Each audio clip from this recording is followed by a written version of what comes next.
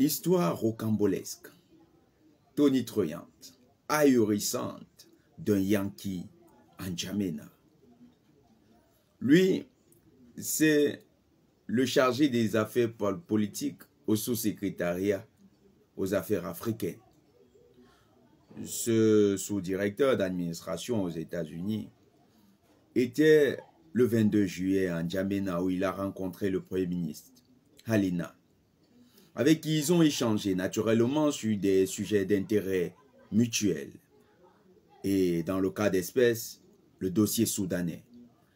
Parce qu'il y a une résurgence des violences et, avec son corollaire, la question humanitaire qui se pose avec acuité.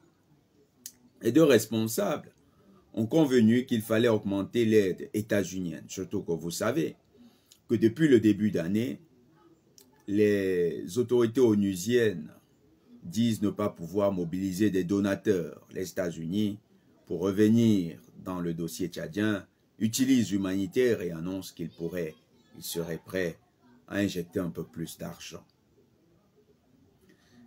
Passé ces débats sérieux, houleux, mais surtout conviviaux et dignes d'intérêt mutuel, M. John Bass a décidé de joindre à l'utile l'agréable.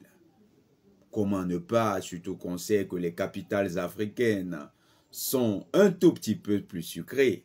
La nuit, John Bass va se lancer dans une virée nocturne où il ramène deux jeunes belles tchadiennes, deux Sao dans l'âme, effilées, mais surtout très, très jolies. Et John Bass a en tête d'utiliser son statut de diplomate, de représentant de l'administration Yankee pour se faire une très belle soirée. Sauf que il va croiser deux jeunes dames avec la tête sur les épaules. Les deux jeunes dames acceptent néanmoins de le raccompagner sur insistance de l'homme. Après une belle soirée au restaurant.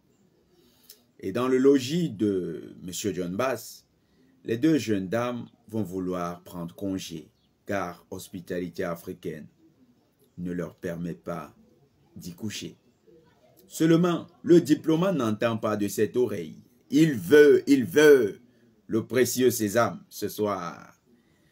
Il formule donc sa proposition que les jeunes dames repoussent et s'engagent à ouvrir la porte pour se sauver. Sauf que le Yankee se comportera exactement comme un fils de l'oncle Sam par la violence. Il insiste. Il veut s'imposer, veut atteindre ses objectifs.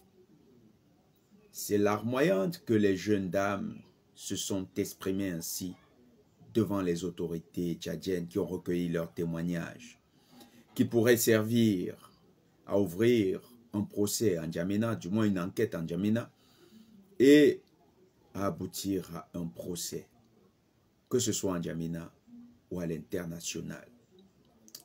John Bass remet sur la table l'épineuse question de la qualité des diplomates qu'utilisent les chancelleries occidentales dans leurs rapports avec les pays africains.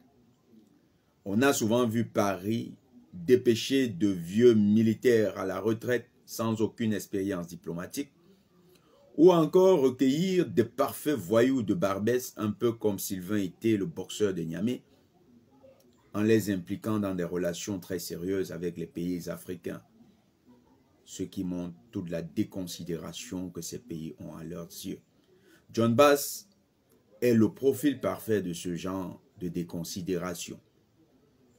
Comme en N'Djamena il s'est comporté de la sorte, normalement les capitales africaines devraient le déclarer persona non grata. Il faudrait qu'elles en aient le courage. Les panafricanistes, nous observons la situation et nous encourageons les autorités tchadiennes à ester en justice, à ouvrir une enquête et à poursuivre M. John Bass, car ce crime commis sur le terre de Tounaï ne mérite pas de rester impuni.